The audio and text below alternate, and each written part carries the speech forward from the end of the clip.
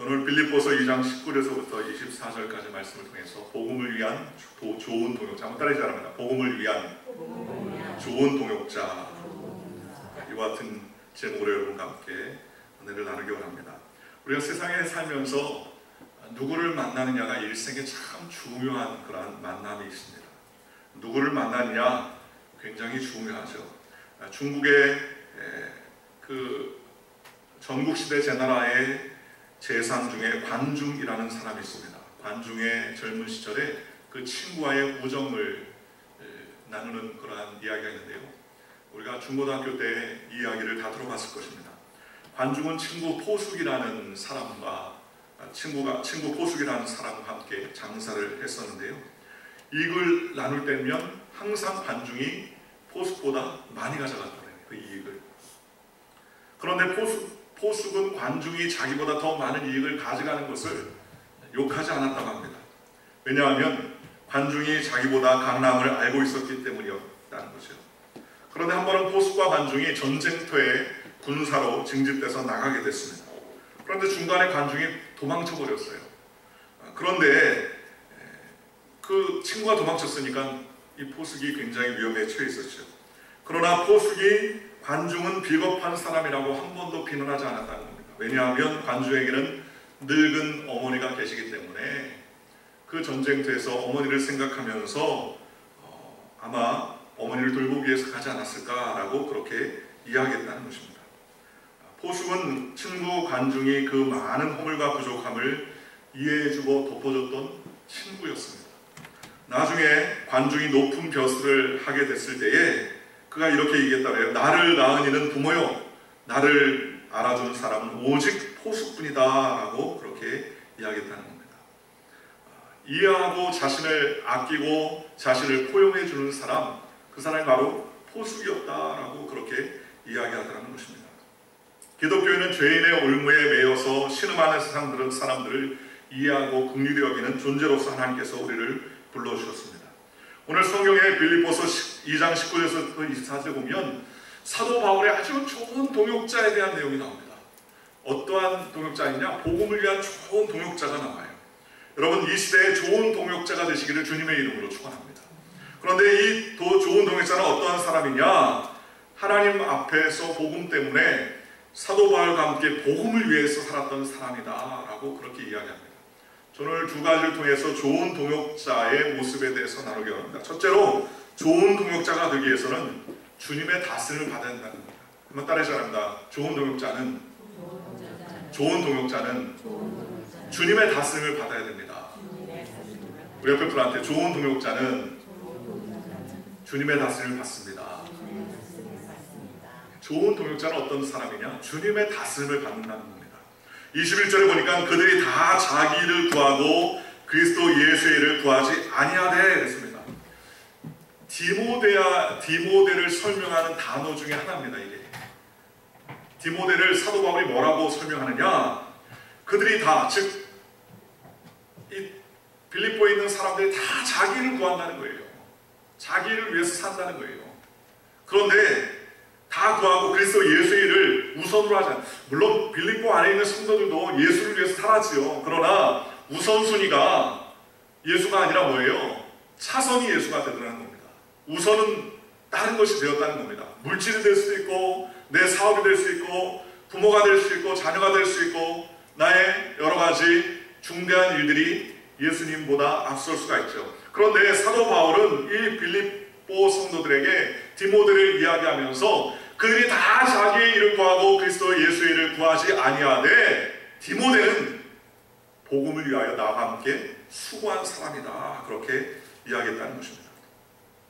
여러분, 요즘이나 옛날이나 지금이나 사람들에게는 죄성이 있습니다. 그래서 살면서 어떻게 생각합니까? 어떻게 좀 더 편하게 사나? 어떻게 좀 더 쾌락을 즐기며 살까? 어떻게 좀 더 즐기며 살까? 육신의 정욕, 안목의 정욕, 이생의 자랑으로 꽉 들어차면서 자랑하며 살려고 하는 경우가 많다는 겁니다. 그런데 디모데는 달랐다는 거예요. 그는 그리스도 예수의 일을 가장 먼저 구했다고 성경은 말씀하셨습니다.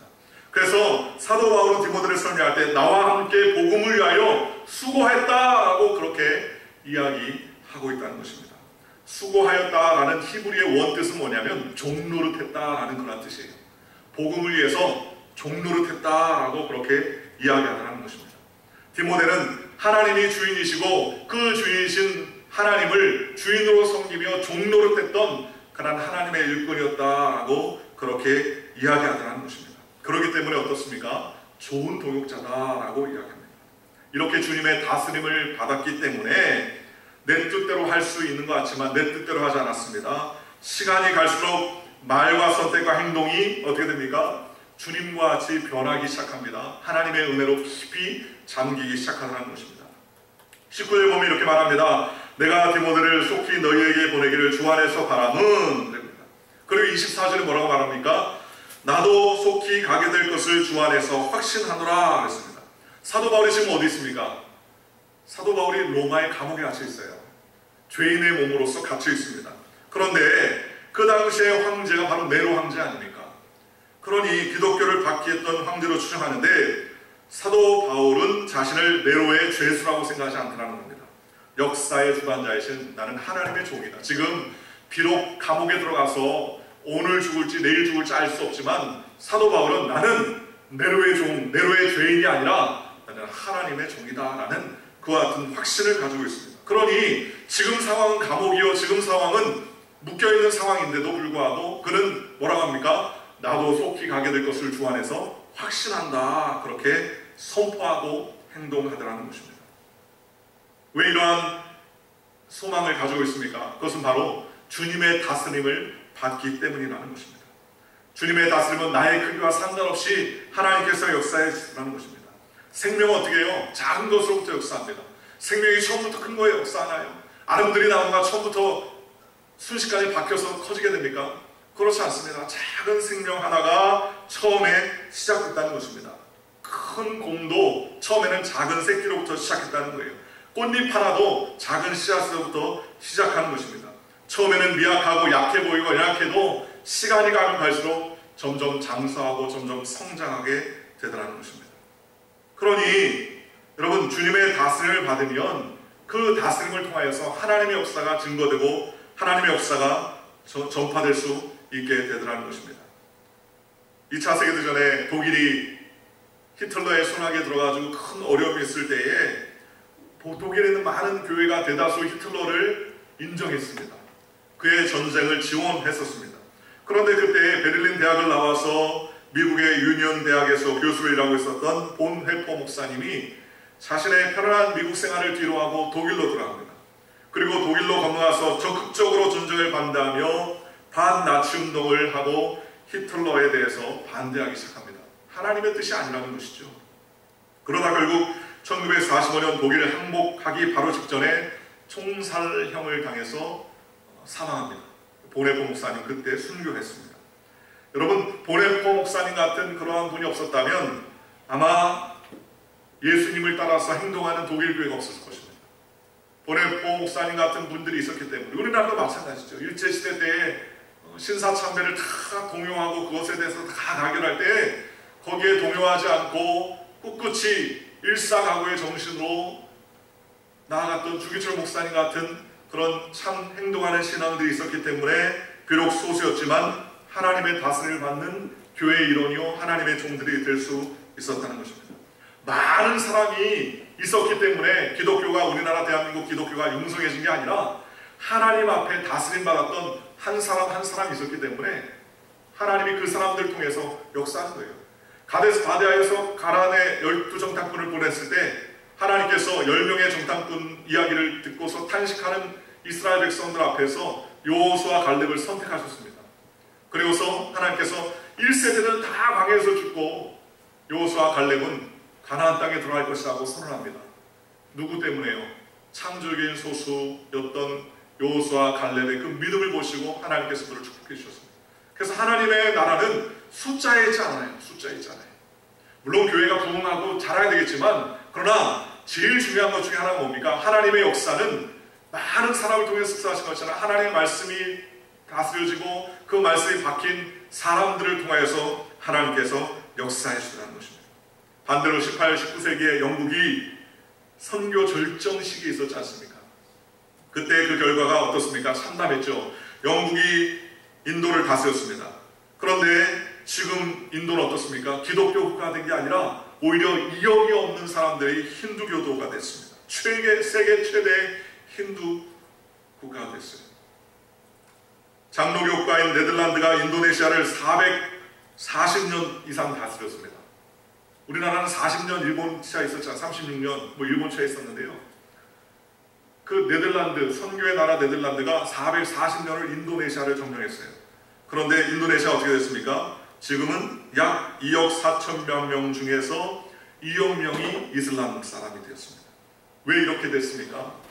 정치와 군대와 힘으로, 세상의 힘으로 다스리려고 했지 주님의 다스리는 그 다스림으로 하지 않았다는 겁니다. 그러니 문제가 생겼다는 것이죠. 오늘 지금 나를 움직이게 하는 게 뭡니까? 세상의 다스림입니까? 하나님의 다스림입니까? 그게 굉장히 중요하다는 겁니다. 나를 움직인 것이 세상의 힘입니까? 나를 움직인 것이 세상의 돈입니까? 나를 움직인 것이 세상의 물질입니까? 아니면 나를 움직이는 것이 말씀입니까? 우리가 분명히 해야 될 줄 알아요.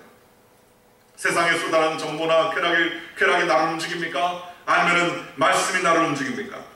아담과 하와가 에덴 동산에서 범죄한 것은 내가 하나님 되어 스스로 나의 삶을 결정하고 내 마음대로 하나님의 삶이 아닌 내 삶을 결정하겠다는 그 태도가 그의 일생이 문제가 시작되는 것을 우리가 알 수 있습니다. 그래서 기독교는요, 우리가 강하기 때문에 역사하는 것이 아니라 언제 역사합니까? 내가 약한 것을 알 때에 역사하는 거예요. 내 약함을 발견할 때, 내가 연약하다는 사실을 알 때 하나님이 역사해 주시는 것입니다. 여러분, 가인이 의로운 아벨을 돌로 쳐 죽이는 사건 이후에 하나님은 아담에게 셋을 주셨고 셋은 에노스를 낳았습니다. 그런데 성경 뭐라고 말씀하시느냐? 에노스 때가 되어서야 비로소 하나님이 사람들이 여호와의 이름을 불렀더라 그랬습니다.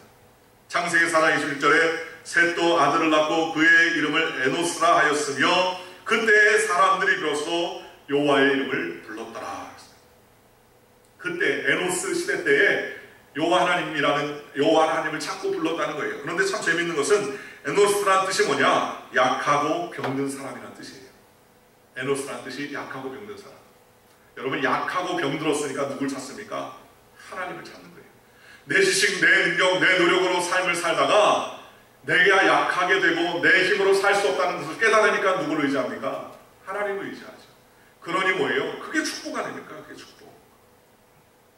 가인의 반대로는 가인의 부인은 어떻습니까? 두발 가인이란 골출한 사람이 나와서 군사 용기도 만들고 군사적인 어떤 그런 칼도 만들고 각종 그러한 일들을 했습니다. 강한 자들이었습니다. 자손들은 성을 쌓고 가축을 치고 기구를 만들었습니다. 문명을 발달시켰습니다. 그러나 힘이 생길수록 어떻게 합니까? 살인하고 죽이고 도둑질하고 전쟁하는 일이 끊이지 않다는 겁니다. 사도 바울도 자기가 강하다고 인정했을 때 어떻게 합니까? 예수 믿는 사람을 핍박하고 돌아다녔어요. 예수 믿는 사람을 정죄하며 돌아다녔습니다. 그러나 그가 자기가 약해졌다는 사실을 깨닫고 나니까 어떻게 합니까? 오히려 자고하지 않고 주님을 위해서 쓰임받는 사람이 되더라는 것입니다. 여러분, 디모데도 어떤 사람입니까? 디모데도 강한 사람이 아닙니다. 디모데도 외적인 강인한 사람이 아니라 여성적이고 병약하고 또 나이도 어린 약한 사람이었습니다. 그런데 약하고 연약하기 때문에 주님의 은혜 없으면 나는 살 수 없습니다 라는 고백하는 그러한 사람이었다는 것입니다. 그래서 오히려 자신이 연약하다는 것을 인정하니까 누구를 붙잡습니까? 하나님을 붙잡는 거예요. 연약하니까. 오늘 약함이 강함이 되는 줄 믿으시기를 주님의 이름으로 축원합니다. 그래서 우리가 약하다고 비관할 필요 없어요. 나에게 문제가 많다, 나에게 여러 가지 고난이 있다, 낙심할 필요 없습니다. 왜요? 약할 그때가 가장 강합니다. 사도 바울이 말했지 않습니까? 나에게 가시가 있으니 이 가시를 떠나 보내기를 3번이나 주께 간구했지만 주님이 뭐랍니까? 내 은혜가 내게 족하도다. 내가 약한 그때가 가장 강합니다. 약하기 때문에 누굴 붙잡습니까? 약하니까 하나님 붙잡는 거예요. 약하니까. 능력이 있으면 하나님 붙잡지 않는데 약하니까 하나님 붙잡습니다. 그러니 어떻게 합니까? 약하니까 주님이 역사해 주시는 것입니다. 여러분, 기적이 누구에게 많이 일어납니까? 약한 사람들에게 일어나요. 건강한 사람들에게 일어납니까? 건강한 사람들은 필요 없어요. 그렇잖아요. 그러나 병약하고 연약하고 힘든 사람들에게 하나님께서 은혜를 주시고 소망을 허락해 주시라는 것입니다. 이렇게 주님의 다스림을 받는 그러한 삶이 되니까 누구의 이름이 나타납니까? 주님의 이름이 나타나죠. 내가 능력이 있으면 누구의 이름이 나타납니까? 내 이름이 나타나는 거예요. 근데 내 능력이 아니니까 누구의 이름이 나타납니까? 주님의 이름이 나타나는 겁니다. 내 힘으로 하는 것 같으면 내 머리가 서지고 내 힘이 서지고 내 목이 뻣뻣해져야 되는데 내 능력이 아님을 알기 때문에 어떡합니까? 하나님을 찬양하고 순종하며 하나님 앞에 열심을 다해서 하나님 앞에 나갈 수가 있게 되더라는 것입니다. 그러니 하나님의 동역자는 어떤 사람이 되어야 됩니까? 하나님의 동역자는 주님의 다스림을 받는 그와 같은 사람이 될 줄로 믿습니다. 오늘 저와 여러분이 주님의 다스림을 받으시기를 주님의 이름으로 축원합니다. 두 번째로 좋은 동역자가 되기 위해서는요, 헌신을 합니다. 헌신이 있어야 합니다. 따라해 주시라면 좋은 동역자는 헌신하는 사람입니다. 그래 그렇게 좋은 동역자는 헌신하는 사람입니다. 좋은 동역자는 헌신하는 사람입니다.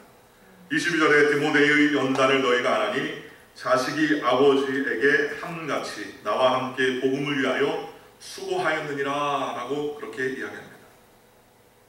여러분, 반드시 중요한 것일수록 뭐가 있어요? 가짜가 있을 수 있습니다. 그렇죠? 좋은 것은 반드시 가짜가 있습니다.